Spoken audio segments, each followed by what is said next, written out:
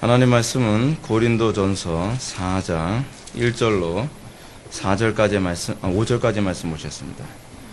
고린도전서 4장 1절로 5절까지의 말씀 찾으셨으면 제가 봉독하겠습니다. 사람이 마땅히 우리를 그리스도의 일꾼이요 하나님의 비밀 맡은 자로 여길지어다. 그리고 맡은 자들에게 구할 것은 충성이니라. 너에게나 다른 사람에게나 판단받는 것이 내게는 매우 작은 일이라. 나도 나를 판단하지 아니하노니 내가 자책할 아무것도 깨닫지 못하나 이로 말미암아 의롭다함을 얻지 못하노라. 다만 나를 심판하실 이는 주시니라. 그러므로 때가 이르기 전 곧 주께서 오시기까지 아무것도 판단하지 말라. 그가 어둠에 감추인 것들을 드러내고 마음의 뜻을 나타내시리니 그때 각 사람에게 하나님으로부터 칭찬이 있으리라. 아멘. 이 시간은 비밀 맡은 자의 의무라는 제목으로 하나님 말씀 증거하도록 하겠습니다. 비밀 맡은 자의 의무. 여러분, 우리가 신앙생활하면서 신앙생활이 어디서부터 시작되느냐에 관한 부분을 우리가 분명히 잘 인식을 해야 될 필요성이 있습니다. 그것이 뭐냐면 소위 비밀에 대한 깨달음입니다. 미스테리온, 비밀. 근데 여러분, 이게 비밀이 감추어진 것입니다. 감추어졌다는 것이 뭐냐면 보기는 보아도 보지 못하고 듣기는 들어도 들을 수 없고 그리고 깨달을 수 없는 것, 이것이 바로 미스테리온입니다.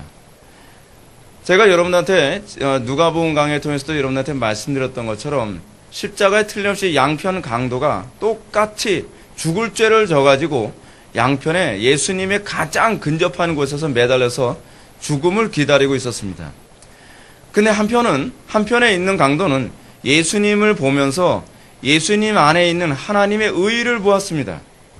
근데 한편 강도는 예수님을 똑같이 보면서도 그냥 무기력하고 그냥 별 볼 일 없는, 그래서 힘이 없어서 결국 죽을 수밖에 없는 존재로 보일 수밖에 없었습니다. 여러분, 신비입니다. 안목이 열린다는 것은 신비입니다. 기독교 신학은 어디서부터 시작되느냐? 그 신비에서부터 시작됩니다.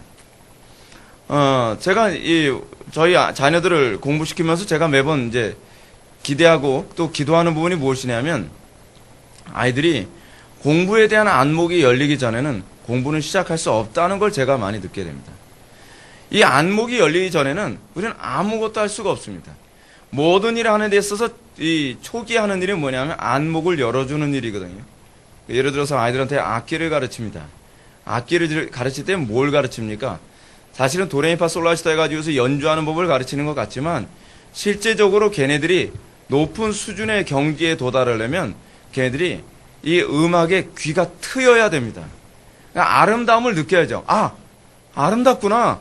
이래서 바이올린을 배우는 거구나. 이래서 피아노를 배우는 거구나. 저는 피아노가 소음으로 들려요. 저 같은 사람에게는 아무리 피아노를 가르쳐도 효과를 볼 수가 없어요. 왜 자꾸 땡땡 치고 그러지? 근데 안목이 열리면 그 다음서부터 거기에 모든 것을 올인하게 됩니다. 기독교 신앙이 바로 그겁니다. 이게 일반 계시입니다. 왜 우리는 예수 믿음의 모든 것을 우리가 올인하지 않는 것이죠? 여러분, 우리는 한 가지 악기에 완전히 안목이 열리고 나서 악기에 올인하는 사람을 보게 됩니다. 그리고 어떤 분야에 눈이 한번 열리면 그것에 모든 걸 올인하는 것을 보게 됩니다. 다른 걸 신경 안 써요. 그것만 해요. 그것만. 일평생. 저는 개인적으로 제가 원예반에도 여러분한테 말씀드렸던 것처럼 그 스시의 장인 그 지로처럼 저는 허구한 날 40년, 50년을 저는 초밥 만들면서 저는 못 삽니다. 근데 그 사람은 어떻게 초밥을 그렇게 만드느냐? 행복하기 때문에요. 그 사람은 초밥의 맛을 안 돼요. 저는 초밥 모릅니다. 제가 그랬잖아요. 저는 맛있다와 맛없다밖에 구분할 줄 모른다고요. 제 식성은 그래요. 근데 저는 저 같은 사람이 사실은 그 초밥집 가서 그게 우리나라 돈으로 한 끼니 한 20만 원 돈 된다 그러는데 엄청 비싸죠. 근데 그거를 먹으러 사람들이 비행기 타고 와서도 먹는다는 거예요.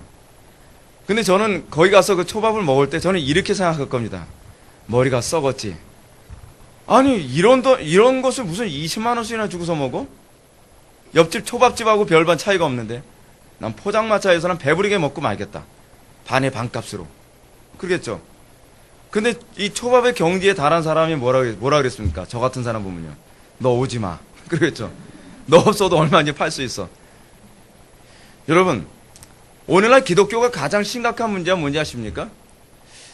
저는 오늘날 기독교의 가장 심각한 문제가 뭐냐면 강단의 설교자들, 그 사람들이 소위 십자가의 비밀이 뭔지도 모르고 강단에서 쇼를 하고 있다는 것이 문제입니다. 오늘날 수많은 사람들이 전도하러 돌아다닙니다. 여러분 길거리 다니면 전도하러 다니는 사람들 많이 있죠? 근데 그 사람들 전도하러 다니면서 여러분 과연 그 사람들 얼굴에서 십자가의 그 비밀을 본 사람들이라고 여러분들 믿어지십니까? 전 믿어지지가 않아요. 십자가의 비밀을 보았고, 그래서 이 비밀을, 이 탁월함을 그들에게 주고 싶어서 그래서 전도하는 모습이 과연 몇이나 되겠냐 하는 것입니다. 기독교 신앙은요, 오래 했다고 신앙이 되는 게 아니에요. 마치 피아노를 20년, 30년 배워도 피아노의 안목이 열리지 않은 사람은 그냥 치는 거예요. 그냥. 일종의 다른 유형의 난타에 불과해요. 그죠? 그냥 난타예요, 그냥. 예. 악보 보고 맞추기만 하는 거예요. 근데 피아노에 이 안목이 열린 사람은 그때서부터 이게 연주라는 거구나라는 것을 깨닫게 되죠. 신앙은요, 거기서부터 시작돼요. 비밀이 열리는 것. 아, 기독교 신앙의 비밀이 이거구나. 십자가의 비밀이 바로 그거구나. 그래서 이것 때문에 모든 걸 걸고 일생을 살아갈 수 있는 것이구나 라고 하는 걸 깨닫게 되는 것이죠. 근데 그것이 십자가를 바라볼 때 그것이 보이기 시작하는 거예요. 제가 여러분한테 그 말씀 드렸죠. 기독교 신앙은 예수님의 공생애를 바라보면서 변하는 게 아니에요. 예수님의 십자가를 바라보고 그 공생애에 대한 이해가 풀리기 시작하는 거예요. 십자가를 모르는 신앙에서 공생애는 아주 엉뚱하게 적용되어지죠. 아, 그러니까 예수 믿으면 병 고침 받는다는 거야? 그래, 예수 믿으면 성공한다는 얘기지. 그래, 예수 믿으면 자, 봐, 수많은 사람들이 구름대처럼 몰려든다 그러잖아. 시작은 미약할사 심히 창대해진다는 거지. 어떻게 똑같은 성경을 읽고서도 다르게 해석이 되죠? 여러분, 해석하는 것은요, 굉장히 중요한 하나의 관점이 있습니다. 하나의 팩트를 보되 어떤 각도에서 보냐에 따라서 해석이 달라지죠. 성경은요, 해석하는 유일한 하나의 통로가 있어요. 그것은 십자가를 통해서 봤을 때라야만 성경이 무슨 말을 하는지 말귀가 알아들어지기 시작하는 거예요. 근데 십자가를 모르고 나의 죄를 위해서 십자가에 못 박혀 돌아가신 그 십자가의 공로와 그 사랑을 전혀 알지 못하는 상태에서 다윗과 골리앗 전쟁하게 되면 왜 어린애를 전쟁터에 몰아놓고 그래? 그따 소리가 나오는 거예요. 네. 그리고 어떤 사람 얘기하는 것처럼 오병이의 기적은 뭐라고요? 도시락 까먹은 사건이라고 하잖아요. 도시락 까먹은 사건. 어린애가 도시락을 딱 꺼내니까 자기가 미안해서 자기도 도시락 다 꺼내가지고 서로 나누다 보니까 보리떡 5개와 물고기 2마리가 12강질이 됐더라는 거예요. 남은 음식이. 그렇게 황당한 얘기가 나오는 거예요. 왜 그런 얘기가 나오는지 아십니까? 십자가를 모르고 성경을 해석하니까 자기 이성을 가지고 해석하려고 하면서 그런 문제가 발생하는 거예요. 그래서 기독교 신앙은 십자가에 달리신 예수 그리스도를 바라보면서 비로소 모든 의미가 비로소 바르게 이해되어지고 그리고 그 안에서 우리의 눈물이 쏟아져 나오기 시작하는 것입니다. 그것 때문에 모든 전인생을 마칠 수 있게 되는 것이죠. 자, 그런데 보십시오. 그 비밀을 얘기하면 사도 바울이 4장 1절에서 이렇게 얘기합니다. 마땅히 우리를 그리스도의 일꾼이요 하나님의 비밀 맡은 자로 여길지어다 라고 얘기합니다. 이런 얘기가 왜 나왔나? 여러분, 이 고린도전서 2장에서 십자가에 못 박히신 예수 그리스도를 얘기합니다. 그리고 3장 쭉 넘어가면서 교회가 어떤 존재인가를 사도 바울이 얘기합니다. 교회가 뭐예요? 하나님의 거룩한 성전이죠. 그 성령에 거하는 전이란 말이에요. 뭐 이런 얘기가 나오면서 사도 바울이 이 얘기하는데 그 얘기, 이건 뭐에 대한 전초냐면 이 그리스도의 일꾼됨과 관련해서 그리스도의 일꾼이 어떻게 살아야 되느냐라고 하는 이 얘기를 장황하게 하고 난 다음에 일종의 뭔가 백그라운드를 깔아놓는 거예요.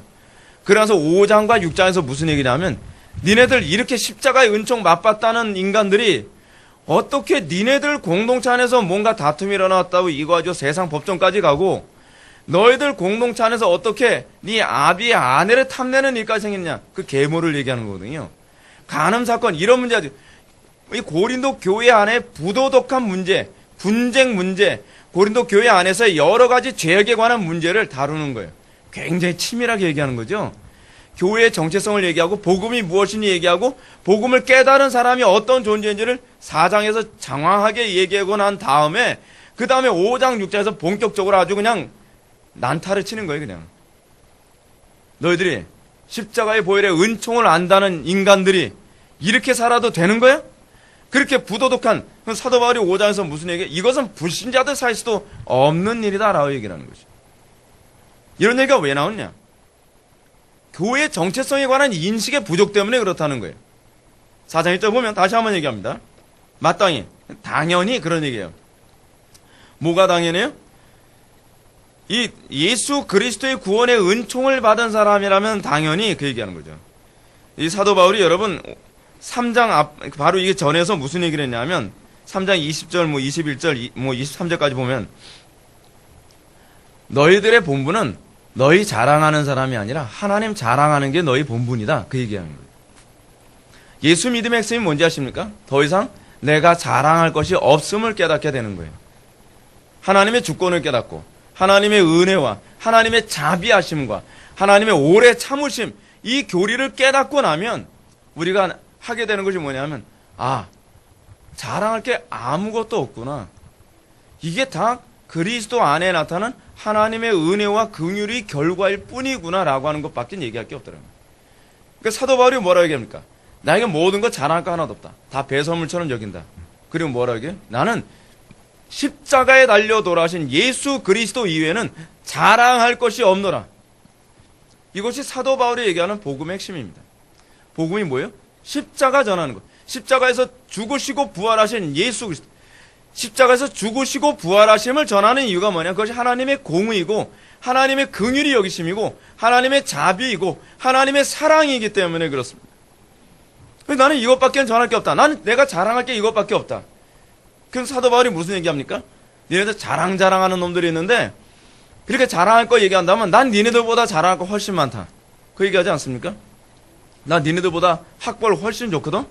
나 가마리엘 학파 출신이야. 무슨 얘기하는 거죠? 난 서울대도 웃겨. 서울대도 코미디야. 나는 전 세계에서 가장 최고의 학부를 나온 사람이야. 이렇게 얘기하고 있는 거예요. 그래서 니네들 허접한 뭐 좀 가졌다고 그거 가지고 자랑을 해? 내가 자랑하려고 마음 먹으면 니네들보다 집안도 훨씬 좋아. 나의 반쪽은 바리새파고 나의 반쪽은 사두개파야. 나 많은 사람 있으면 나와보라 그래.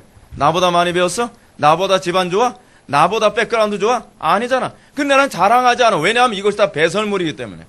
내가 자랑할 거, 내가 복음을 깨닫고 나니까, 내가 예수 그리스도의 십자가를 통해서 나타난 하나님의 의를 보고 나니까 자랑할 것이 십자가밖에 자랑할 것 없더라. 사도 바울이 그 얘기하고 있는 겁니다. 그러면서 우리는 어떤 존재냐?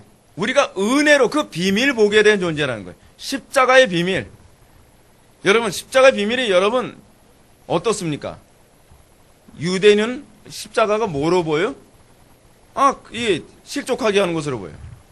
헬라인에게 십자가가 뭐로 보여요? 걸림돌로 보여요. 근데 예수 그리스도의 긍휼을 맡은 사람에게 십자가는 구원을 주시는 하나님의 능력으로 보이는 거예요. 야, 신비 아닙니까? 여러분 한 가지 신비 또 말씀드릴까요? 제가 은혜 받고 나서 제 사고방식이 굉장히 많이 바뀌었는데 사고방식이 바뀌면서 저는 위기를 보면요 거기서 기회가 보여요. 신비롭지 않습니까? 아니 위기를 보면 절망하는 사람이 많지 않습니까? 근데 은혜를 받고 그 안에서 복음 안에서 살아가면서 점점 알게 되는 게 뭐냐면 위기를 보면 그 위기 안에서 뭔가 신락 같은 소망이 보이고 뭔가 기회가 보이더라는 거예요. 물론 저도 위기 때 괴로워요. 도망가고 싶어요. 똑같아요. 근데 하나님의 은혜 안에서 이 복음을 깨닫고 나니까 이 남들이 못 보는 부분이 보여지기 시작하더라는 거죠. 여러분 십자가는요 정말 놀랍습니다. 다양한 방면에 우리의 안목을 다 열어줘요. 근데 사도 바울이 뭐라고 얘기하냐? 그 비밀 맡은 거 니네 혼자 잘 먹고 잘 살라고 준 건 줄 아느냐라고 얘기하는 거예요. 그래서 여러분 그리스도의 일꾼이라고 하는 표현 한번 보시기 바랍니다. 일꾼. 이게 공동번역에선 관리인으로 번역을 했거든요. 근데 헬라어로 뭐냐면 휘페레타스라고 하는 헬라어를 사용하는데, 휘페레타스가 뭐냐면 고대 전함에서 노젓는 노예예요. 노젓는 노예. 노젓는 노예를 두고서 주로 휘페레테스라고 합니다. 그리스도의 노젓는 노예. 무슨 얘기죠? 하나님 나라의 거대한 전함이 진행해 나가는데 거기서 노젓는 노예로서 우리가 부른 거예요. 둘로스 같은 문제. 하나님 나라의 거대한 이 배가 진행해 나가도록 부름받는 이 휘페레테스가 그들에게 맡겨진 임무가 무엇이냐는 거예요. 그 비밀 맡은 자로 얘기했죠. 비밀 맡은 자. 비밀 맡은 자가 어떤 사람입니까? 비밀을 전하는 자들이죠. 그래서 뭐라고 얘기하냐면 그 맡은 자들에게 구할 것은 충성이라. 이게 바로 비밀 맡은 자인데, 여러분 비밀 맡은 자들이란 하나님의 지혜를 맡은 자라는 얘기기도 합니다. 근데 이 충성, 이 부분을 여러분 공동번역을 어떻게 번역하나 잘 들어보십시오. 관리인에게 무엇보다 요구되는 것은 주인에 대한 충성입니다. 여러분, 하나님 나라의 거대한 배에 우리가 승선해서 거기서 우리가 이제 노를 저을 수 있는 특권이 부여됐습니다. 그들에게 주어진 특권을 가지고서 우리가 해야 되는 게 뭐죠? 이제 배에 탔으니까 이제는 아무 일도 안 하고 우리는 넋만 넋 놓고 가만히 있는 겁니까?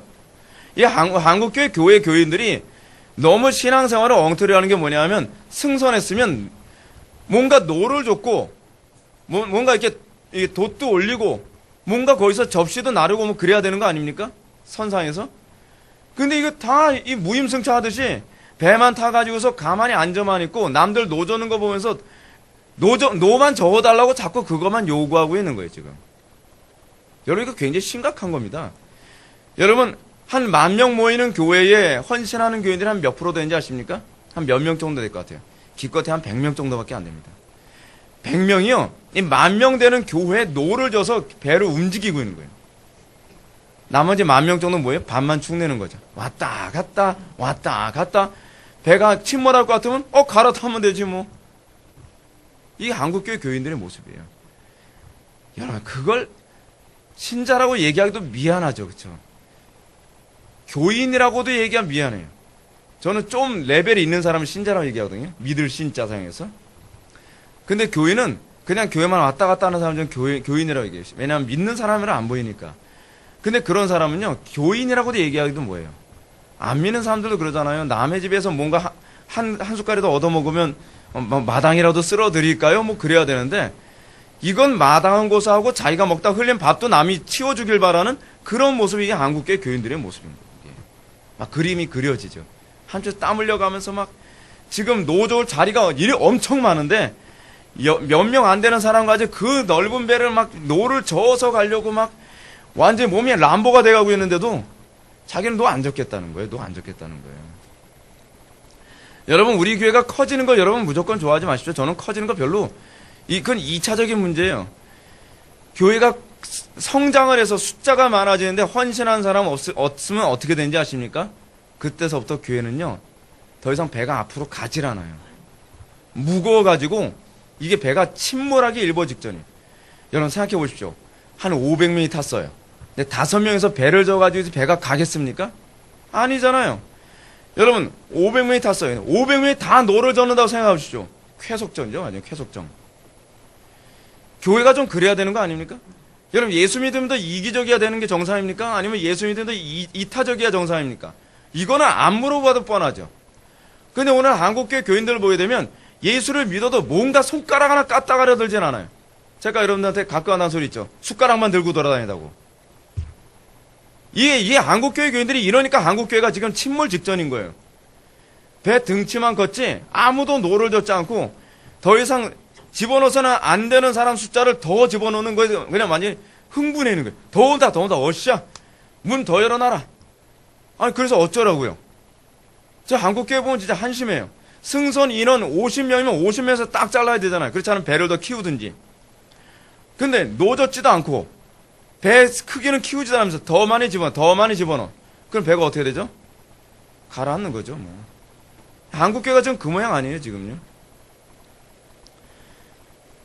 그래서 사도 바울이 이런 얘기합니다. 너희에게나 다른 사람에게나 판단받는 것이 내게는 매우 작은 일이라도 나를 판단하지 아니하노니. 여러분 이게 무슨 얘기일까요? 여기서 이게 판단이라고 하는 이 부분이 무슨 얘기냐면 아나크리노라고 하는데 사법적인 조사를 받는 걸 얘기하는 겁니다. 무슨 얘기냐, 이게 굉장히 법적인 얘기거든요. 공동체 안에서 누구를 자꾸 충성된 사람인지 아닌지 자꾸 이렇게 조사하는 것과 이제 그런 얘기인데, 무슨 얘기냐면 자꾸 신앙 검증하려고 드는 거예요. 저 사람 거듭난 사람 맞아? 저 사람 진짜 신앙인 거 맞아? 뭐 이런 거 있잖아요, 이런 거. 근데 여러분 이거 여기서 조심해야 될 게 하나 있습니다. 사도 바울이 다른 공동체 지체들의 신앙을 점검하는 것을 하지 말라는 얘기 아닙니다. 요거 여러분 조심해야 돼요. 왜냐하면 여러분 5장 11절로 넘어갑시다. 5장 11절 안에 공동체 안에서 부도덕하게 신앙생활하는 사람들에 대해서 사도 바울이 이렇게 얘기합니다. 5장 11절부터 13절. 이제 내가 너에게 쓴 것은 어떤 형제라 일컫는 자가 음해하거나 탐욕을 부리거나 우상 숭배를 하거나 모욕하거나 술 취하거나 속여 빼앗거든 사귀지 말고 그런 자와는 함께 먹지도 말라 함이라. 밖에 있는 사람들을 판단하는 것이야 내게 무슨 상관이 있으리오마는 교회 안에 있는 사람들이야 너희가 판단하지 아니하라. 지금 여기서 뭐 하라고요? 판단하라고 얘기했어요. 여러분, 우린 자꾸 뭔가 판단하면 안 되는 것처럼 생각하죠. 공동체 안에서요. 예를 들어서 여러분, 공동체 안에 신천지 들어왔습니다. 신천지로 의심되는 사람이 있는데 판단 안 하는 게 신앙입니까? 바보죠, 바보. 그렇잖아요? 공동체를 파괴시키려고 아예 그냥 계획적으로 들어온 사람이 있다는 거예요. 그런 거 우리가 알고 있으면 판단하지 말라 해서 언제까지 판단하지 말아야 되죠? 교회 뺏길 때까지요? 여러분, 사도 바울은 교회 안에서 무슨 얘기를 많이 하면 교회 안에 가만히 들어온 형제라 하는 거짓 형제들이 있다. 판단하고 그런 사람들 내쫓기도 하고 그런 사람들 질책하기도 하라고까지 얘기하고 있어요. 교회에서 성경을 가르칠 때 치밀하게 가르쳐야 돼요. 여기서 지금 사도 바울은 공동체 안에, 여러분 공동체 안에서 간음하고 공동체 안에서 불법을 행하고 공동체 안에서 죄악을 행하는 사람들, 그런 사람들하고 오히려 친하게 지내는 사람들이 문제 있다는 거 여러분 아십니까? 그런 사람들이 오히려 파당을 형성해요. 그런 사람들이 공동체를 파괴하는 원인으로 작용을 해요. 공동체가 커지게 됐을 때 조심해야 되는 것 중 하나는 무엇이냐 하면 파당 만드는 것은 조심해야 돼요. 그런 거에 대해서는 반드시 너희들이 판단해야 돼. 오히려 여기서 뭐라 했냐면 그런 자와는 함께 먹지도 말라고까지, 사귀지도 말래요. 여러분 좀 냉정한 것 같죠? 근데 여러분 사도 바울이 그렇게 얘기하고 있어요. 우리는 교회 안에서 그런 사람이 있어도 사귀어줘야 되죠. 우린 그래야 된다고 생각하고 있지 않습니까? 신천지 같은 의심이 들어도 사귀어줘야 된다고 생각해요. 예를 들어서 공동체 안에서 전문적으로 막 간음하고 죄악을 저지른 사람이 있어도 사귀어줘야 되는 건가요? 공동체 안에서 장사하고 장사 속으로 교회에 온 사람들이 있는데 그 사람들하고도 사귀어줘야 되는 건가요? 사도 바울은 그렇게 얘기하지 않아요. 단호하게 치리해야 될 걸 왜 니네도 치리하지 않았느냐? 첫 번째 5장에서 그 얘기하고 있고요. 두 번째 뭐냐 하면 니네들이 그런 사람들하고 동조하니까 이런 일 생기지라고 얘기하고 있는 거예요. 동조해 주는 것도 잘못이에요. 공동체 안에서 뭐 해야 되는 거죠? 권면해야죠. 그렇죠? 마태복음 10장에서 나오는 것처럼 한두 번 권면해서 안 되면 두 사람의 증인을 증참하여 권면하고, 그렇게도 말 안 들으면 어떻게 해요? 교회에게 얘기하고, 그래서 권징을 시행했으더라도 교회 안에 분쟁과 그렇지 않으면 어떤 죄악이 뿌리를 내리지 못하도록 막아야 되는 거예요. 여러분, 교회가 이렇게 헐렁헐렁한 게 아닙니다. 교회는 굉장히 치밀한 거예요. 그래서 사도 바울이 뭐라고 얘기하냐면 13절, 밖에 있는 사람들은 하나님이 심판하시려니와 이 악한 사람은 너희 중에서 내쫓으라까지 얘기하고 있습니다. 권징을 얘기하는 거죠. 출교를 얘기하고 있는 겁니다. 다시 하던 얘기 들어갑시다. 근데 여기서 지금 사도 바울이 무슨 얘기를 하냐면 우리가 하나님의 일꾼으로서 우리가 하나님의 일꾼된 삶을 살아가는 가운데 어떤 문제가 발생하냐면 자꾸 정죄하는 사람이 나온다는 겁니다. 여러분, 우리가 하나님의 말씀대로 살아가다 보면 이런 문제가 생기죠. 예를 들어서 제가 하나님의 말씀대로 성경을 정확하게 교리대로 이제 전하는데 그런다고 모든 사람이 다 좋아하진 않죠. 예를 들어서 뭐 알미니안주의자들은 뭐 저에 대해서 뭐 저 양반은 뭐 하나님 주권만 얘기하면서 뭐 인간미도 없다 뭐 별 얘기 다 할 게 아니에요. 사도 바울도 수도 없이 그런 공격을 받았거든요. 저 양반은 맨날 죄만 지적해. 사랑이 없어. 사랑이 있는지 없는지는 두고 봐야 되는 문제 아닙니까? 하여간 뭐 그런 여러 가지 공격을 한다고 칩시다. 사도 바울도 동일한 공격을 받았어요. 근데 사도 바울이 뭐라고 얘기하냐면, 다른 사람에게 판단받는 것이 내게는 매우 작은 일이라도 나도 나를 판단하지 아니하노니. 이 얘기가 무슨 얘기냐면, 공동번역에도 잘 번역을 했습니다. 내게는 매우 작은 일이라. 무슨 얘기냐면, 나는 조금도 마음을 쓰지 않는다. 그런 얘기예요.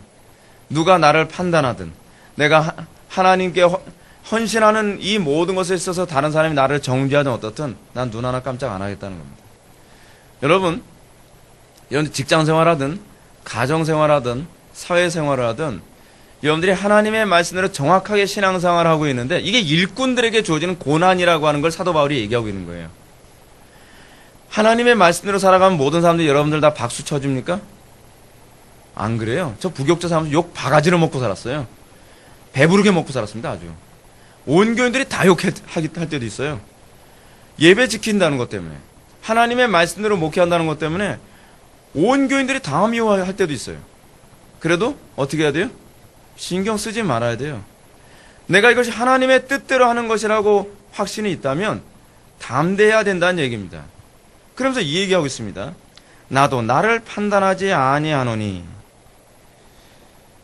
내가 자책할 아무것도 깨닫지 못하나 이로 말미암아 의롭다 함을 얻지 못하노라. 다만 나를 심판하시는 이는 주시니라. 이 부분이 공동번역으로 좀 봅시다. 이게 좀 개혁성경의 번역이 마음에 안 들어가지고 제가 공동번역 인용하는 것도 좀 기분이 언짢은데, 공동번역이 이렇게 번역합니다. 그렇다고 해서 나에게 죄가 없다는 말은 아닙니다. 그 얘기예요. 무슨 얘기냐면, 내가 하나님의 뜻대로 일꾼된 삶을 살아가는 가운데 나도 죄를 범하긴 하죠. 나도 오류가 있긴 있죠. 그러나 내 마음속에 하나님의 영광을 위해서 하나님을 기쁘시게 해드리기 위해 희생하는 모든 삶에 관하여 다른 사람이 나를 정죄한다 할지라도 내가 하나님의 뜻대로 헌신하는 데는 나는 굽히지 않겠습니다 라는 태도를 얘기하고 있는 겁니다. 여러분, 일꾼된 삶, 그건 만만치 않습니다. 여러분 생각해 보십시오. 제가 목회를 하면서 이 권징이라는 것도 우리 교회에서 했었습니다. 제가 목회를 하면서 때로는 어떤 사람한테 대놓고 막 책망도 하고 그랬습니다. 다른 사람이 어떻게 저를 생각할까요? 그거 생각하면요, 하나님의 일 못합니다. 제가 주의 일을 하면서 매번 느낀 게 뭔지 아십니까? 내가 사람에게 좋게 하랴, 하나님께 좋게 하랴. 내가 사람의 눈을 두려워하랴, 하나님의 눈을 두려워하랴. 여러분, 신앙생활에서, 거기서 신앙생활이 신앙이냐 아니냐가 갈라질 때가 얼마나 많은지 아십니까? 직장생활하면서, 가정생활하면서 여러분 그러지 않습니까? 나는 하나님의 말씀대로 사는데, 예를 들어서 남편이 예수를 안 믿는데 자기 혼자 예수를 믿으러 예배당에 갈 때 남편이 눈치 무지 주죠. 사도 바울 표현 따진다면 뭐라 하냐면, 나는 마음에 신경 쓰지도 아니하느니라. 하나님께서 기뻐하신다고 해서 가는 건데 뭐. 그렇지 않습니까? 우리가 직장생활하는 가운데 여러분, 내가 술을 안 마신다, 내가 뇌물을 안 받는다, 내가 하나님의 법대로 내가 살아간다는 것들 여러분 얼마나 눈치 주고 얼마나 사람들이 정죄하고 그럽니까? 그럴 때 사도 바울이 뭐라 한다고요? 나는 조금도 마음 쓰지 않는다. 나 그 사람들 눈치 안 보겠다. 뭐라고 얘기하는 거죠? 나는 하나님을 기쁘시게 해드리는 것, 이것이 내가 하나님을 사랑하는 것이고 이웃을 사랑하는 것이라는데 나는 확신을 갖고 있다. 여러분, 뭐 좀 이런 게 있어야 하나님의 일꾼 맡은 자의 어떤 본이 되지 않겠습니까?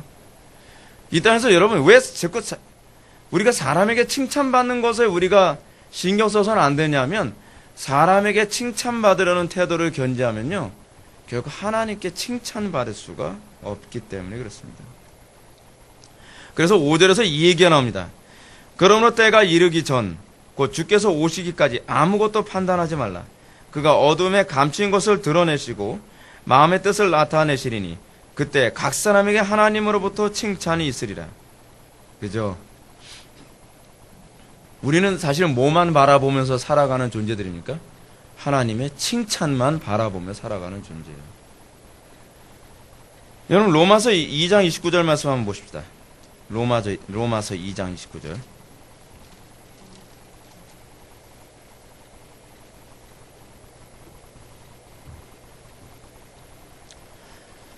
오직 이면적 유대인이 유대인이며 할례는 마음에 할지니 영에 있고 율법 조문에 있지 아니한 것이라. 그 칭찬이 사람에게서가 아니요 다만 하나님에게서니라. 마음에 할례 받은 자의 특징이 무엇이라고 얘기하는 겁니까? 사람에게 로마서 2장 29절이에요. 제 눈치 보지 마세요. 마음에 할례 받은 자의 특징이 뭐라고 얘기하는 겁니까? 하나님의 칭찬만 바라보는 사람이라고 얘기하는 것입니다. 여러분, 이 땅에서 성도가 일관성 있게 살아가는 일꾼된 삶을 살아가려면 어떻게 되는지 아십니까? 사람에게 칭찬받는 거 너무 신경 쓰면 안 됩니다. 사람에게 칭찬받으려고 하다 보면 일관성을 잃어버리고 맙니다. 제가 목회를 하면서도 자꾸 드는 게 뭐냐면 새로 사람들이 많이 옵니다. 지난주에도 한 6명 왔다 그러고 막 사람들이 막 엄청 한꺼번에 많이 와요. 근데 그 사람들을 가만히 보면서 솔직히 욕심이 나요. 솔직히요. 한 명이라도 더 앉히고 싶은 욕심이 생기지 않습니까? 근데 그 욕심 때문에 그 사람들의 칭찬을 받으러 좋은 이미지로 보이고 싶어서 좋게 보이고 싶어서 그 사람들에게 해야 될 소리를 안 하고 우리 교회가 가지고 있는 선을 분명히 긋지 않게 되면 어떤 현상이 나타나냐면 나중에는 하나님께도 책망 듣고 그 사람에게도 욕먹는 일이 생겨요. 결국은 그렇더라고요. 결과적으로는. 여러분들이 직장생활 하면서도 느끼지 않습니까? 제가 옛날에 군생활 하면서도 그런 일이 있었습니다. 회식을 갔는데 제일 악질 고참이 제 옆에 앉았어요. 저는 꼭 앉으면 꼭 그런 애들이 제 옆에 앉아요. 근데 제 옆에 앉으면서 저를 옆에 끼고서 술 마시라고 계속 강요하는 거예요. 눈을 부릅뜨고 못 마십니다. 못 마십니다. 그랬더니 협박을 하면서 그럼 너 회식 끝나고 난 다음에 굉장히 힘들 텐데 그래서 안 마신다 얘기하지 않았습니까? 저 예수 믿는 사람인데 안 마십니다. 그러니까 나중에 협박에 협박을 더하는 거예요. 그러면 얘네들 동기까지 다 괴로워질 텐데 막 그렇게까지 협박을 하는 거예요. 끝까지 술을 안 마시고 나니까 그 당시에는 칭찬을 안 하는데 나중에는 칭찬을 하더라고요. 여러분, 이게 얼마나 중요한 문제인지 아십니까? 신앙생활 하면서 우리가 어떻게 사람에게 칭찬받을까? 지금 당장 이 위기만 모면하고 사람에게 칭찬받을까? 그러면 어떤지 아세요? 뒤에 가서 저것도 나이롱이야. 저 예수 믿는다고 하지만 알고 보니까 나이롱이던데? 그렇게 나와요. 사실 칭찬 안 해요. 부교육자 생활하면서도 여러분 매번 느끼는 게 뭔지 아십니까? 교인들이 원하는 대로 부교육자 생활하는 사람은요, 앞에서는 우리 전사님 사람들이 다 그런 것 같은데 뒤에서는 저 전사님들 별 볼 일 없어. 아니더라고. 칭찬 안 해요. 여러분 안 믿는 사람들도 압니다. 이 땅을 살아가면서 여러분 우리가 정말 중요한 게 제가 이 부분 통해서 제가 몇 가지 얻은 교훈이 하나 있었어요. 이걸 하나님께 여러 번 보여주셨는데 군생활에서도 그 사람에게 내가 기독교인이라는 것 때문에 맞을 각오하면서도 제가 술을 안 마셨더니 나중에는 전역할 때 저보고 그러더라고요. 어차피 너하고 나하고 동갑인데 우리 제대하고 나면 서로 연락하면서 친구로 지내자 그런 거예요. 저는 싫거든요. 저는 되게 싫었어요. 우리 동기들도 다 혐오하는 벌레 보듯이 혐오할 정도의 그 고참이었는데 그런 얘기를 저보고 하더라고요. 그 사람 이름 아직까지 기억나요. 성이 박씨였어요. 그 이유는 얘기 안 하래요. 이게 어디로 갈지 모르니까. 근데 그 양반이 저보고 하는 얘기가 뭐냐면, 너 같은 친구 한번 좀 친구로 사귀고 싶다 그러는 거예요. 내가 뭘 어떻게 했는데. 근데 그 친구 아니에요, 그거예요. 신앙을 지키는 모습이 마음에 들었다는 거예요. 신기하지 않습니까? 예수 안 믿는 사람인데. 근데 제가 다른 교회에서 부교육자 생활하면서도 욕을 바가지로 먹어가면서 제가 목회 사역을 하고 난 다음에 하여간 욕을 엄청 많이 먹었어요. 그리고 난 다음에 제가 사임하고 나니까 뭐라고 얘기하냐면 담임 목사님도 인정하고 교인들도 다 인정을 하는 거예요. 야, 그런 전사님 흔치 않다. 제가 제 칭찬한 것은 좀 창피하긴 한데 제 칭찬하자는 얘기 아닙니다. 하나님께 칭찬받는 사람은 사람에게 결국엔 칭찬받을 날이 온다고 제가 여러분들한테 말씀드리고 싶어서 하는 소리예요. 틀림없이 그런 일이 생깁니다. 여러분 부부관계에서도 안 그럴 것 같습니까? 부모와 자녀와의 관계에서도 안 그럴 것 같습니까? 자녀에게 원망 듣더라도 하나님의 말씀대로 살기 위해서 혹독하게 자녀들을 양육한 부모치고 나중에 자녀들한테 서운하다는 소리 듣는 부모 없습니다. 손혜원 목사님 자기 아들 어떻게 했죠? 자기 아들 죽인 아들 그 애를 자기 양자로 받아들였어요. 그 당시에 자기 딸 손동희 권사님이 손혜원 목사님 보고 아버지는 해도 해도 너무한다 그랬댔어요. 근데 나중에 나이 들어서 뭐라 그러죠? 이렇게 존경할 만한 사람은 없다고 얘기하잖아요. 하나님께 칭찬 듣기 위해서 살아가는 사람. 여러분, 우리가 이 땅 살아가면서 우리가 좀 그런, 우리가 죄와 싸우는 이유도 여러분 근본적으로 달라져야만 합니다. 맨날 죄하고 싸우다가 쓰러지면 나 이거 구원받은 사람 맞아? 여러분, 그것보다 우리의 양심이 먼저 서야 되는 게 뭐냐면, 내가 은혜 받은 사람이라고 하면서 하나님께 이렇게 살아도 되나? 그 소리가 먼저 나와야 되는 거 아닙니까? 하나님 앞에 부끄러운 게 아니라 내가 지옥 갈까봐 여전히 그게 두려운 거예요. 한국교회 교인들이 이 죄와 싸우는 문제에서 접근 자체가 틀린 거예요. 우리의 신앙의 선배들은 어떤지 아십니까? 우리의 신앙의 선배들이 순교의 자리에서 그 폴리갑이 그랬다 그러잖아요. 당신은 노인이니까 조금만 타협하면 살려줄게. 그랬더니 이 폴리갑이 하는 얘기가, 폴리갑이 만약에 이렇게 얘기했다 칩시다. 나 여기서 타협하면 지옥 가요. 좀 폼이 안 나죠, 그죠? 근데 폴리갑이 이렇게 얘기했습니다.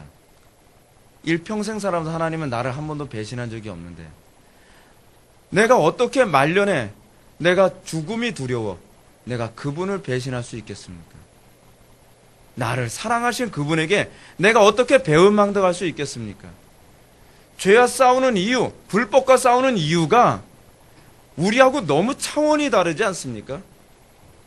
지옥에 갈까봐가 아니에요. 그분은요, 그런다고 해서 지옥 간다고 생각하지 않았어요. 애시당초부터 자기가 구원받은 건 내 행위로 구원받은 것이 아니라 믿음으로 구원받았고 은혜로 구원받은 것이기 때문에 그걸 아니까.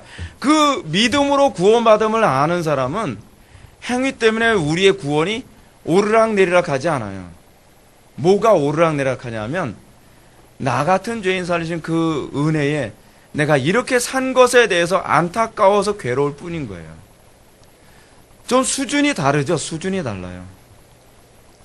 사랑하는 성도 여러분, 맡은 자에게 구할 것은 충성입니다. 다른 사람들에게 우리가 어떻게 판단을 받든 맡은 자가 취해야 될 것은 하나님의 칭찬만 바라보며 살아가는 것입니다. 이 땅을 살아가면서 여러분, 우리가 살아봐야 얼마나 살겠습니까? 이 세상에 존재해봐야 얼마나 존재하겠습니까? 우리가 살아가는 모든 구석구석마다 좀 하나님께 칭찬받는 삶을 살아갈 수 없을까라는 그 고민으로 좀 살아갔으면 좋겠습니다. 제가 지금 자녀들을 양육하면서도 정말 힘들 때가 굉장히 많이 있는데 그럴 때마다 언젠가는 내가 하나님께 칭찬받을 날이 올 것이다. 언젠가는 하나님께서 그래 잘했다. 내 새끼 너희가 잘 키웠다. 하나님께서 그렇게 칭찬하실 날이 오지 않을까라고 하는 그 기대감을 가지고 인내해가면서 자녀들을 키우려고 애를 쓰고 있습니다. 제가 목회하면서도 제가 그렇습니다. 제가 많이 끌어모으는데 욕심이 생길까 봐 저도 굉장히 좀 두려워요. 근데 제가 항상 제 마음속에 오는 것이 뭐냐면 숫자가 아니라 거룩이다. 하나님께서 기뻐하시는 것, 하나님께서 칭찬하시는 건 숫자가 아니라 거룩이다. 저는 그것이 제 마음에서 떠나질 않아요. 그래서 사람들이 듣기 싫어도 거룩을 위해 자꾸 교인들과 싸우는 거예요.